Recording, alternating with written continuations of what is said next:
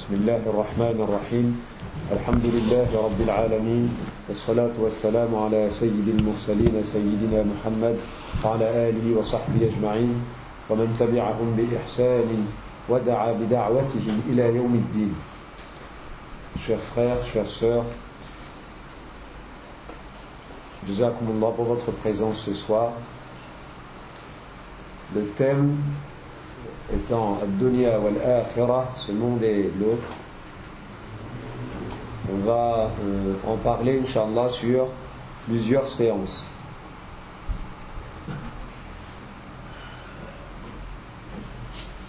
Aujourd'hui, alors que l'on vit ici-bas,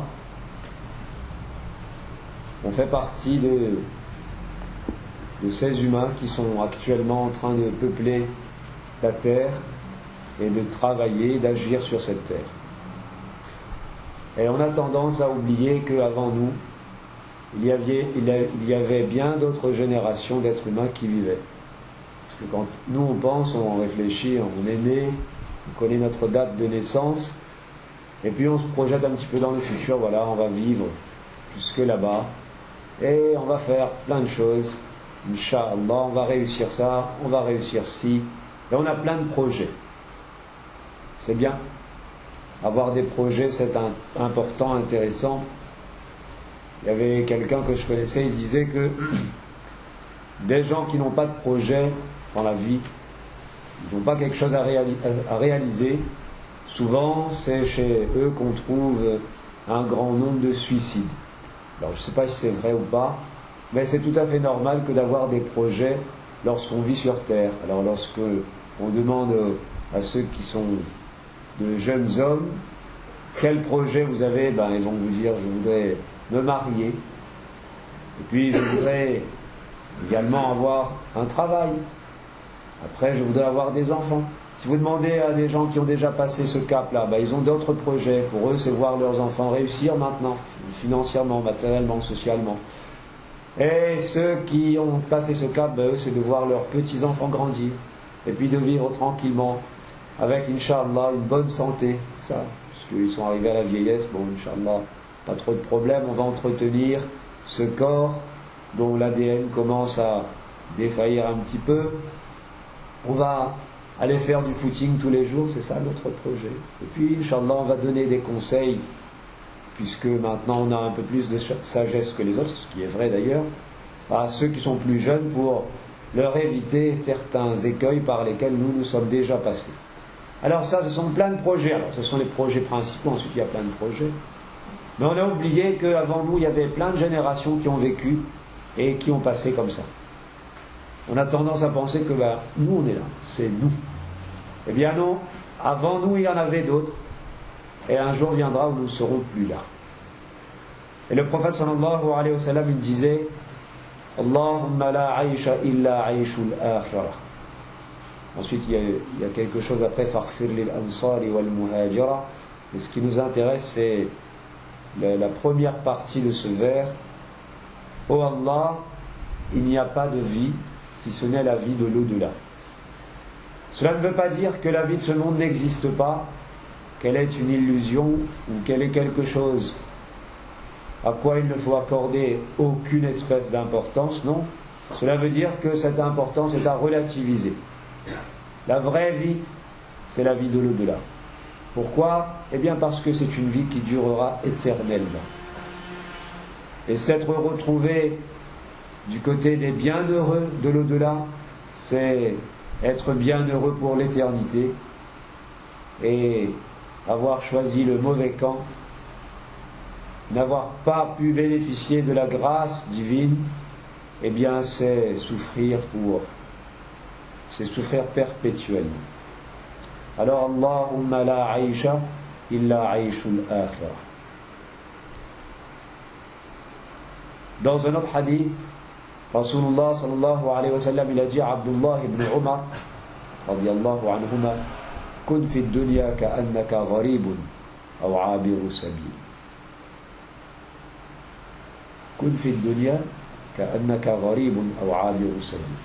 Sois en ce monde comme si tu étais un étranger ou un voyageur. il y a une suite. On va s'arrêter là et on va se concentrer sur ces deux mots. Un étranger ou un voyageur. Un étranger, qu'est-ce qu'il fait? Il est établi en un lieu. Mais il sait bien que ce n'est pas sa vraie patrie, puisqu'il est étranger. Il y a des gens qui ont changé de pays comme ça. Ils ont émigré de leur pays d'origine, de leur vraie patrie, et ils ont immigré. Alors, il y en a parmi eux, ils ont gardé la nationalité de leur pays d'origine. Et puis ils ont passé des années. Parfois, ils ont passé plus de temps dans leur pays d'immigration ou d'émigration qu'ils n'en ont passé dans leur pays d'origine. Ils ont quitté leur pays d'origine, par exemple, à l'âge de 20 ans, et puis ils ont fait tout le reste de leur vie dans leur pays d'accueil. Pourtant, ils n'ont pas demandé la nationalité de ce pays d'accueil. Pourquoi? Parce qu'ils ont toujours ressenti au fond d'eux-mêmes que moi je suis de là-bas. Et ils ont fini par terminer leur vie ici, ils ont été enterrés sur cette terre-là, mais dans leur cœur c'était toujours « ici je suis un étranger ». 20 ans dans leur pays d'origine, à l'âge de 20 ans ils ont immigré, et puis 40, 50, 60 ans dans leur pays d'accueil. Et pourtant, vous leur demandez « tu es d'où? Tu es qui ?» Il va te dire « je suis de telle nationalité », parce qu'il est étranger. Et puis il y a celui qui est de passage, il est un voyageur. Lui, il fait encore moins de cas. C'est-à-dire qu'il est que de passage. Il est dans un pays comme ça, en voyage, pour 3 semaines, 4 semaines, 1 mois, 2 mois. Le temps de régler une petite affaire, le temps de faire quelque chose, et puis il sait que je vais repartir. Lui, il est encore moins attaché à ce pays-là, dans lequel il se trouve. Et dans les deux cas, nous voyons ces deux personnes, l'étranger et le voyageur. Ce n'est pas que ces deux personnes ne mangeraient pas. Ce n'est pas que ces deux personnes ne chercheraient pas un toit pour demeurer dans ce lieu où ils se trouvent. Ce n'est pas que ces deux personnes ne chercheraient pas à avoir des vêtements qui soient présentables, qui soient corrects, qui soient repassés. Non. L'étranger cherche à améliorer son ordinaire. Le voyageur, il cherche à être présentable, à toujours vivre, comme on dit, sur cette terre. Mais dans ces deux cas, le cœur, il n'est pas vraiment attaché à ce lieu. Il est attaché un petit peu, surtout dans le cas de l'étranger, et il est plus attaché là-bas. Quand, personnellement, moi je suis allé en Inde pour mes études, c'était la première fois que je mettais les pieds dans ce grand pays, où pourtant mes grands-parents, 3 de mes grands-parents sont nés. Et au début, pendant les 4 premiers mois, c'était très difficile. Parce que je pensais à mon île. Ensuite, on s'est adapté. On s'est acclimaté au sens propre comme au sens figuré, parce que au début, le climat, c'est pas le même climat que la Réunion, mais c'était pas totalement facile. Alors pendant 4 mois, c'était comme, toute proportion gardée bien sûr, Abu Bakr et Bilal radiallahu anhuma, qui, lorsqu'arrivé à Médine, au début il pensait à Makka, et puis Bilal qui citait ce vers, on l'avait déjà cité, Ala layta shi'ri hal abitanna laylatan biwadin wa hawli idhirun wa jalilu wa hal aridan yawman miyaha majinna wa hal yabduanni shamatun wa tafilu. Est-ce qu'un jour arrivera encore où je pourrai aller à tel endroit, tel endroit? Et il parlait de certains lieux qui sont près de Makka et où il y a Idkhir et Jalil, quelques plantes là-bas. Alors, lorsque vous avez voyagé à Makka et que vous avez regardé les montagnes, comment elles sont là-bas, c'est du roc. Il n'y a que du roc. Parfois, il y a quelques... Bon, maintenant, ils ont planté avec de l'irrigation, davantage d'arbres, mais à l'époque, il y avait quelques arbres. Et puis, il y a Idkhir et Jalil. Alors, on a vu de loin un petit peu comme ça le Idkhir et le Jalil. Il y avait quelqu'un de là-bas qui faisait visiter à des réunionnais. Alors personnellement, moi je lui ai demandé c'est quoi le Idkhir et le Jalil. On a vu seulement la description dans des livres. Alors il m'a dit là-bas tu pourras en voir. Bon, on est passé de loin.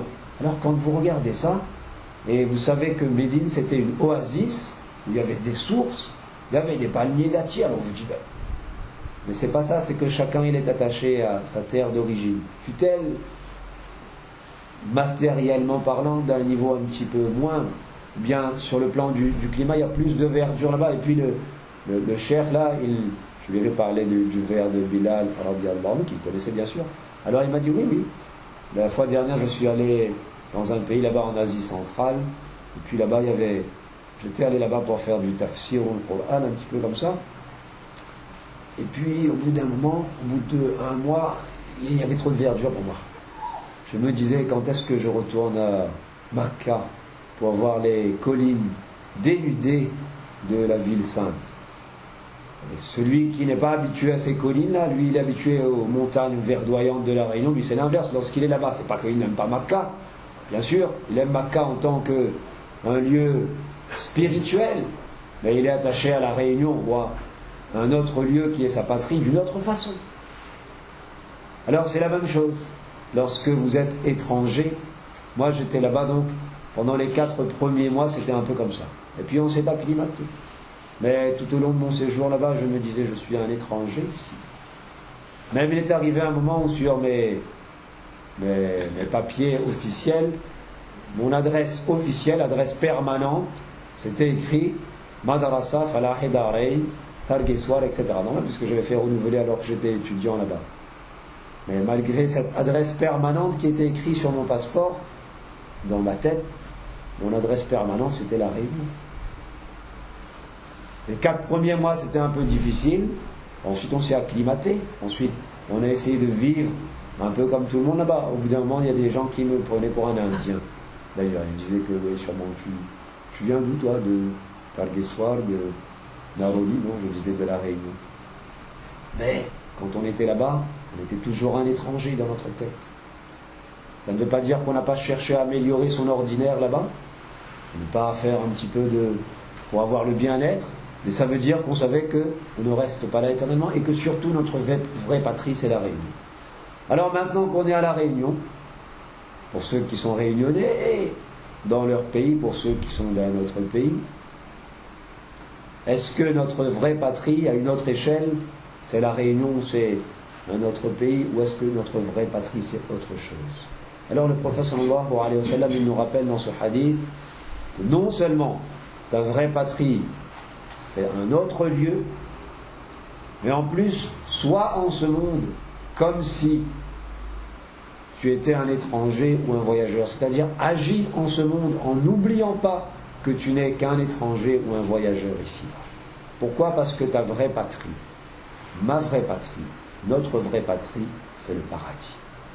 Là où nos ancêtres vivaient. Alors ça, c'est une autre façon de voir. Parfois, il y a des gens, justement, ceux qui n'ont pas pris la nationalité du pays d'accueil, et imaginez que leurs enfants n'aient pas eu non plus cette nationalité-là. Alors, il a toujours dit à ses enfants, n'oublie pas, tu es de là-bas, toi. Tu es de là-bas. Moi, je suis né là-bas. Et puis, il raconte le soir des histoires comme ça, que là-bas, dans mon pays, c'est ainsi. Au coucher du soleil, là-bas, c'est fantastique. Là-bas, la mer est ainsi. Et là-bas, les forêts sont ainsi. Et les fruits, là-bas. Tu ne peux pas en goûter de pareil ici. Hein. Souvent, on entend ce genre de paroles. Lorsqu'il y a des gens qui sont nés ailleurs, et puis ils ont dû quitter cet ailleurs-là pour des raisons dans lesquelles ils ne pouvaient pas faire grand-chose. Alors ils racontent à leurs enfants. Alors leurs enfants, ils sont émerveillés. Alors parfois, il leur dit, voilà, ici tu manges un litchi, mais dans mon pays, le litchi, c'est bien mieux que tout ça. Et l'enfant, il rêve aussi, il dit, bon, mais c'est déjà bien ici, mais un jour, j'aimerais aller dans ce pays là-bas. Le pays de mon père, le pays de mes ancêtres.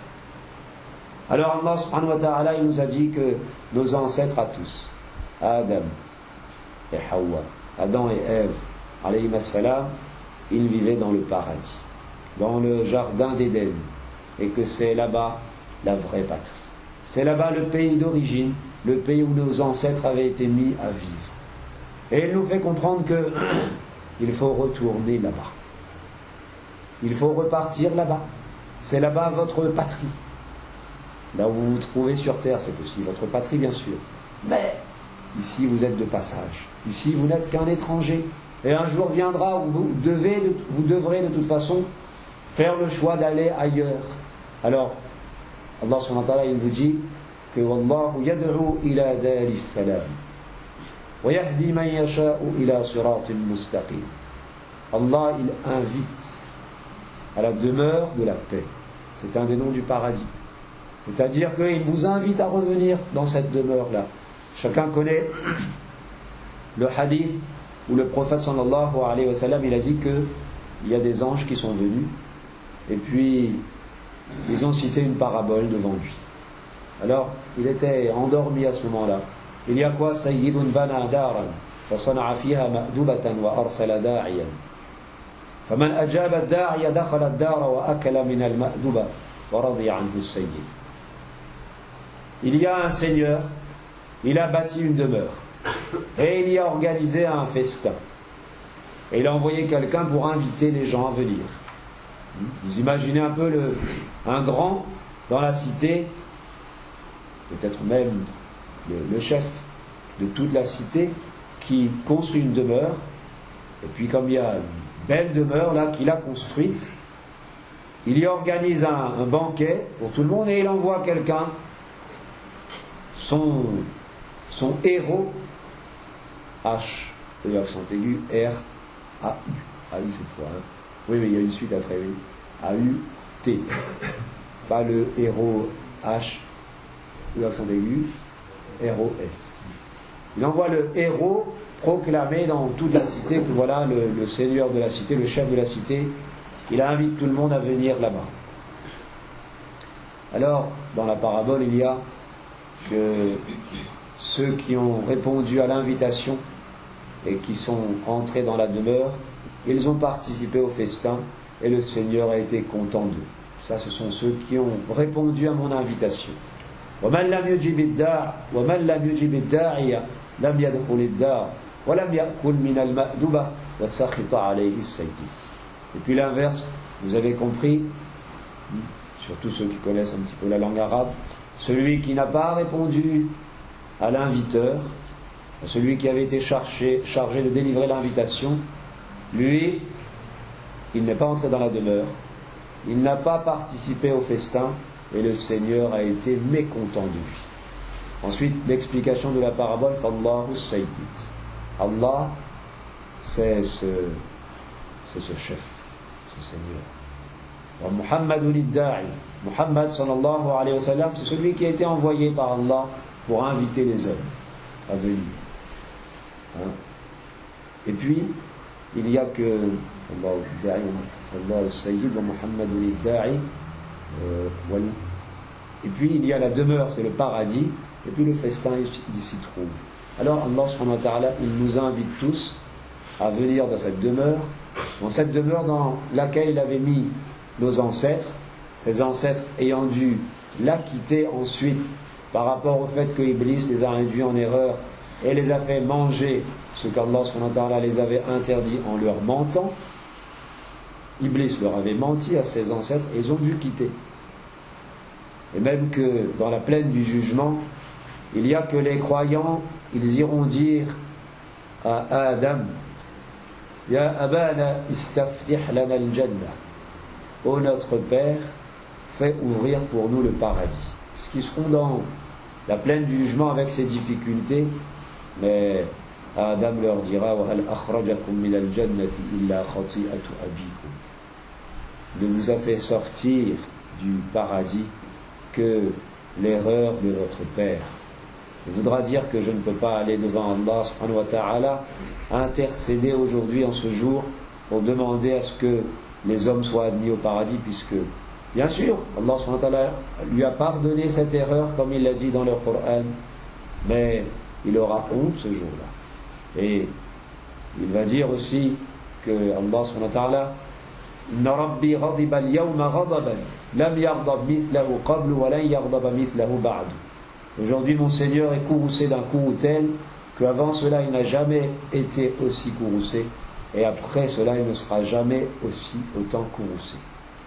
Alors Allah subhanahu wa ta'ala nous invite là-bas, nos ancêtres étaient là-bas et il nous a donné des descriptions de cette demeure, comme le Père il donne des descriptions à son Fils de ce pays, des merveilles dans lequel il vivait et dans lequel il est né. Ces descriptions se trouvent dans le Coran. Et l'inviteur nous a donné d'autres descriptions, d'autres choses dans sa sunna. dans le Coran, quand vous lisez, c'est un peu disséminé partout, c'est le style du Coran. Alors, on aimerait, on va dire un petit mot en plus là ce soir, que, alhamdoulilah, toutes les semaines, ou un petit peu plus, on vient ici pour écouter différents intervenants.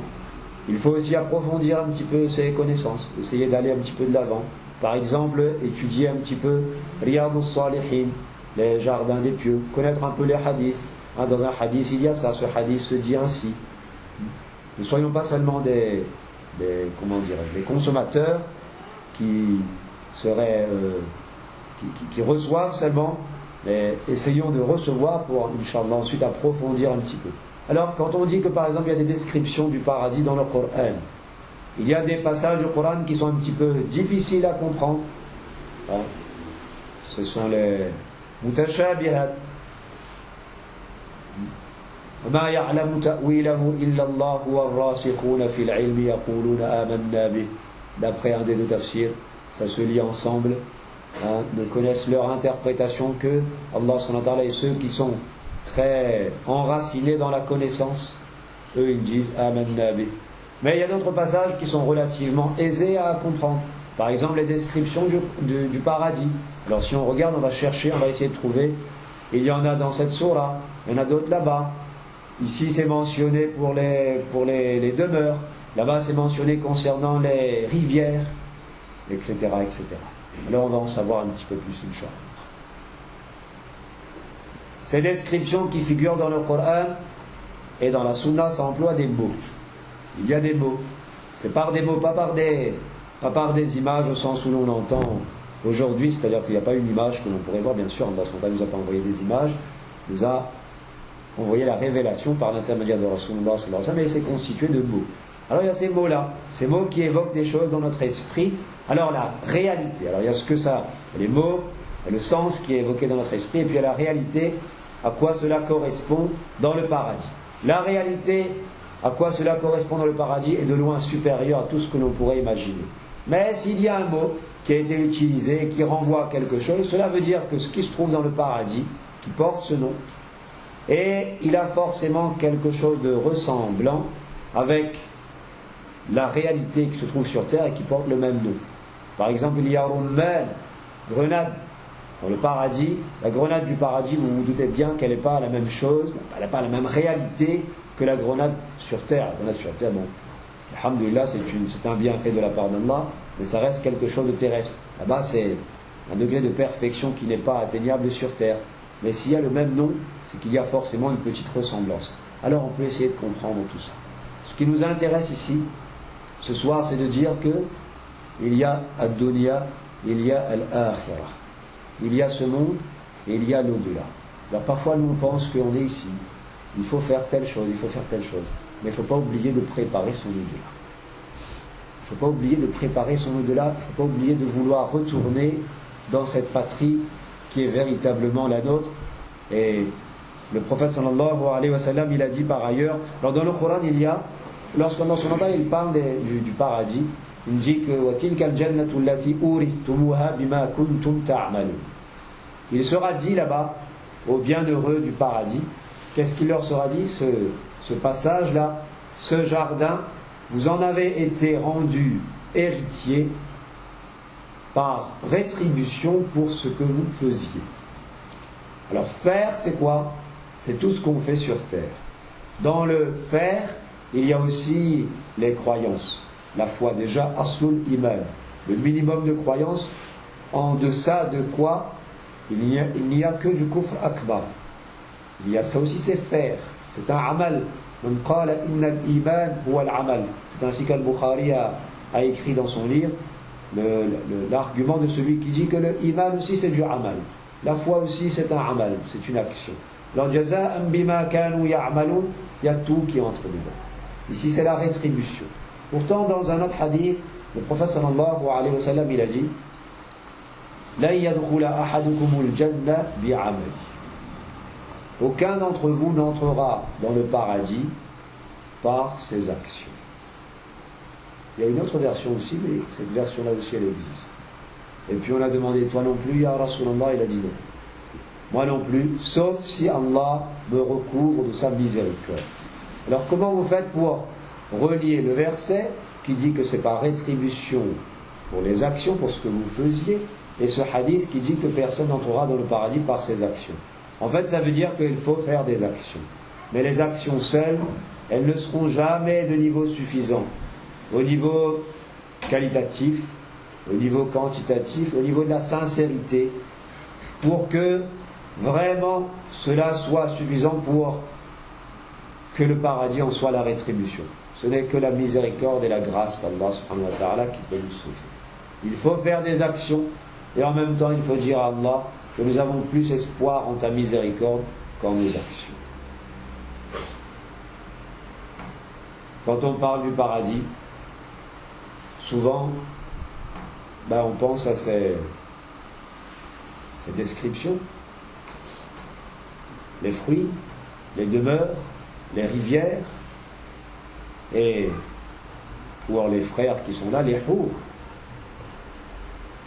Les sœurs, elles auront leur mari, Inch'Allah. Et on croit que le paradis, ça n'est que ça.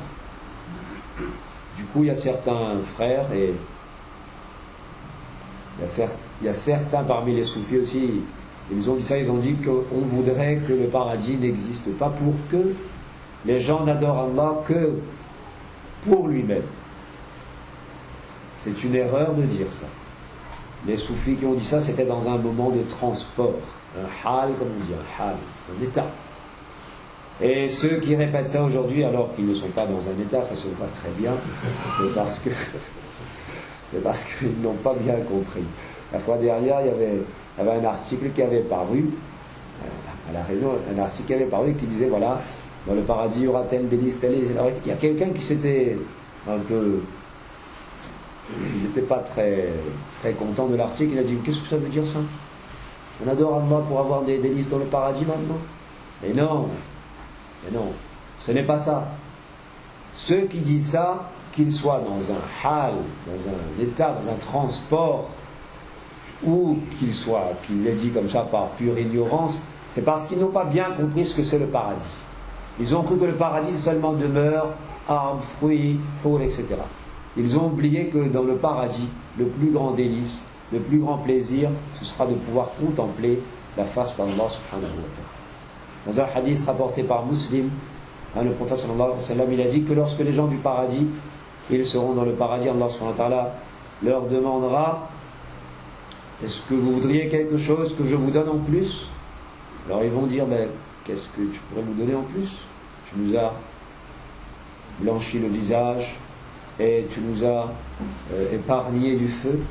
Alors il va dire, alors fayakshiful hijab, il va enlever, c'est pas écrit enlever, c'est écrit yakshifu, comment on va traduire yakshiful hijab, le voile, le voile sera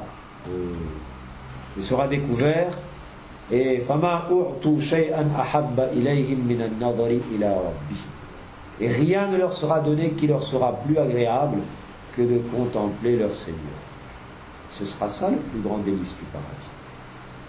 Alors Allah subhanahu wa ta'ala, il nous invite dans la demeure là-bas, le hadith qu'on avait cité tout à l'heure avec la parabole, là, c'est rapporté, la version qu'on a citée est rapportée par Ad-Darimi, elle est daif, elle est faible. Mais une version très voisine est rapportée par Al-Bukhari, et dans son sahih, bien entendu, elle est sahih. Alors, lorsque Allah subhanahu wa ta'ala nous invite là-bas, ce n'est pas seulement pour le festin et pour le bien de la demeure, mais c'est pour pouvoir le contempler. Alors qui ne voudrait pas contempler Allah subhanahu wa ta'ala? Eh bien, les bienfaits, alors, quelqu'un pourrait dire, ça j'en ai pas besoin. Alors Ibn Taymiyyah, il dit, ceux qui disent ça, ils n'en ont pas besoin. Si Allah subhanahu wa ta'ala les privait de bienfaits dans ce monde, et qu'ils avaient une petite difficulté, leur vie deviendrait impossible, leur vie deviendrait difficile. Ce que Ibn Taymiyyah veut nous dire, qu'il ne faut pas faire le trop fort. Il ne faut pas faire le fort, celui qui n'a besoin de rien. Non, nous avons besoin. Et nous reconnaissons notre besoin vis-à-vis des bienfaits qu'Allah subhanahu wa ta'ala nous a donnés. Et ça, c'est l'endroit où il honore par ses bienfaits du paradis ceux qu'il a agréés. Alors ça, c'est le paradis. Jusque-là, on a parlé du paradis. Mais pour arriver là-bas, Allahu Akbar. C'est facile? C'est facile? C'est difficile? C'est facile et c'est un petit peu difficile. C'est facile parce que Ad-Dinu Yusrun. La religion est facile. Et c'est la pratique de la religion qui amène au paradis. Donc on ne peut pas dire que c'est difficile. Mais en même temps, Ala inna sil'ata Allahi ghaliya, ala inna sil'ata Allahi al-jannah. Ce bien-là qu'Allah subhanahu wa ta'ala, cette marchandise qu'Allah subhanahu wa ta'ala il vous donne, il vous propose, comme lors d'un commerce, c'est précieux, c'est ghali, c'est cher. Ala inna sil'ata Allahi al-jannah. On n'arrive pas comme ça. C'est facile, oui, mais à cause de nos faiblesses, c'est difficile. C'est difficile, ce sont nos faiblesses qui ont rendu difficile. Mais en soi, c'est facile. Alors pour arriver là-bas, Allahu Akbar. Quand on parle comme ça du paradis, c'est comme si on y était déjà, et on dit, Inch'Allah, voilà, on quitte ce dunya, et hop, on est dans le paradis, Inch'Allah. Alors déjà, il y a le barzakh avant, c'est le monde de la tombe, et c'est vrai que là-bas aussi, il y a la Jannatul Barzakh, Jannah Barzakhiya. Ce n'est pas la même chose que le paradis, à la porte duquel, dont la porte de quoi ce sera le prophète sallallahu alayhi wa sallam qui ira frapper à cette porte pour qu'on ouvre. Quand on dit que dans le monde de la tombe, un tel il est dans le paradis, c'est le paradis du barzakh, de ce monde-là. C'est un petit jardin intermédiaire, si vous voulez. Et puis dans la tombe, il y a aussi le nar barzakhiya, le feu du barzakh. Il y a déjà le barzakh. Après, il y a la résurrection. Wal ba'th, ba'd al-maut. Il y aura d'abord la fin du monde. Et cette fin du monde aura lieu lorsque, pour la première fois, l'ange Israfil, Uriel, soufflera dans la trompette.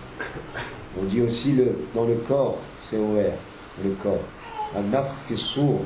فإذا نفخ في الصور نفخة واحدة وحملت الأرض والجبال فدكتا دكة واحدة فيومئذ وقعت الواقعة.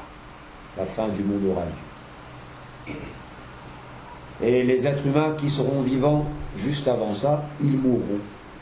Les autres générations humaines auront déjà passé avant cela. Et puis là, ce sera les derniers humains qui resteront sur terre. Ce seront Shirarul Khalq. Après, dit Rasulullah sallallahu alayhi wa sallam, il n'y aura plus de croyants parmi eux. Ce seront eux qui mourront, il n'y aura plus personne sur terre. Et puis pendant un laps de temps, comme dans son Allah voudra, les gens seront ainsi, et il y aura le deuxième nafkha fi s-sour. La deuxième fois, l'ange soufflera dans la trompette. Et les gens seront ressuscités. Ce sera al-ba'th, la résurrection des gens de leur tombe. Et le souffle dans ce corps-là, il est mentionné dans Surah Yasin. فإذا هم من الأجداث ونفخ في الصور فإذا هم من c'est ça ونفخ في الصور mais اليوم ينفخ في الصور ونفخ في الصور فإذا هم من الأجداث إلى ربهم ينسلون. Et quand ce sera là, alors d'après certains mufassiroun, l'ange Israfil il soufflera, et plus loin il y aura l'ange Jibril, Gabriel, alayhi salam, qui lui appellera. D'après certains mufassiroun, il appellera, et c'est par ici. Alors le premier à se lever de sa tombe, ce sera Rasulullah sallallahu alayhi wa sallam, comme il l'a dit dans un hadith. Et puis les gens se lèveront. Et là, ce sera comme Allah subhanahu wa ta'ala l'a décrit. Les gens seront ka'annahum jaradun muntashir, comme des sauterelles éparpillées.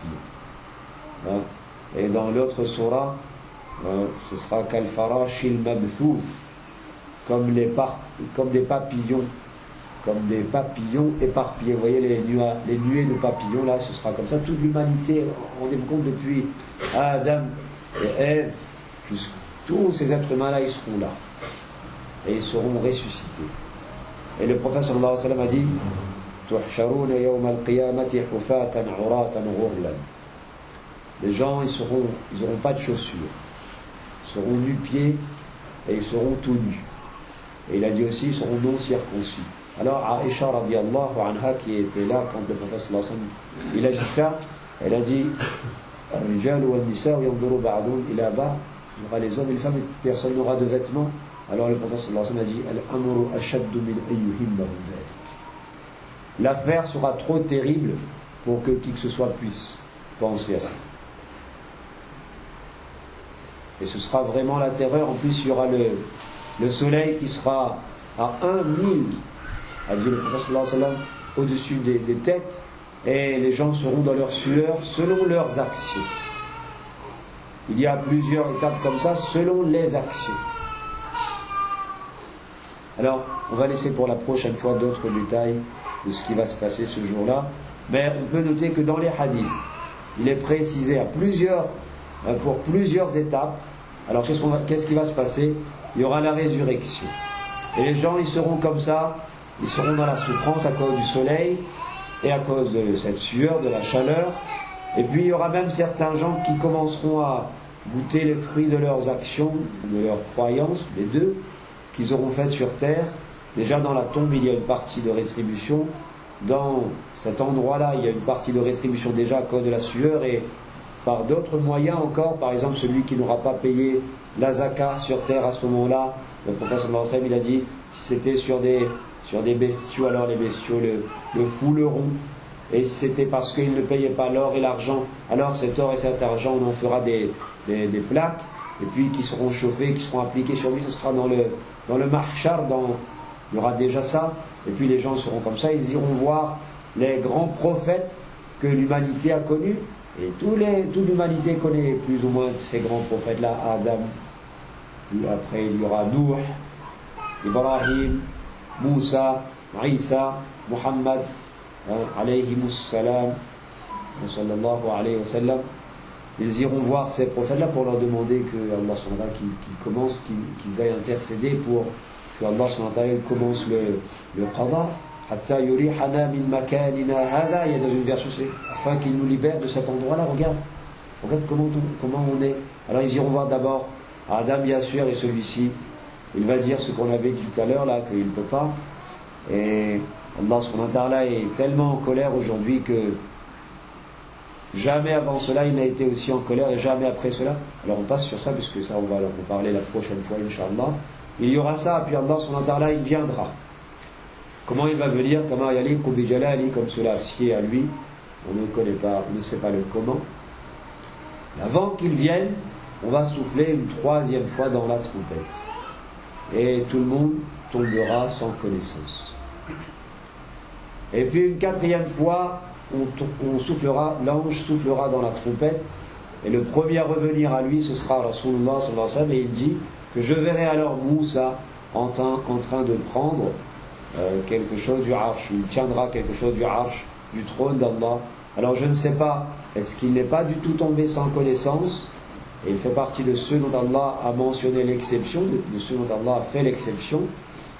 Et dans une autre version, c'est parce qu'il est tombé sans connaissance déjà sur le mont Sinaï, ou bien, dit Rasulullah, je ne sais pas s'il était tombé sans connaissance et il est revenu à lui avant moi.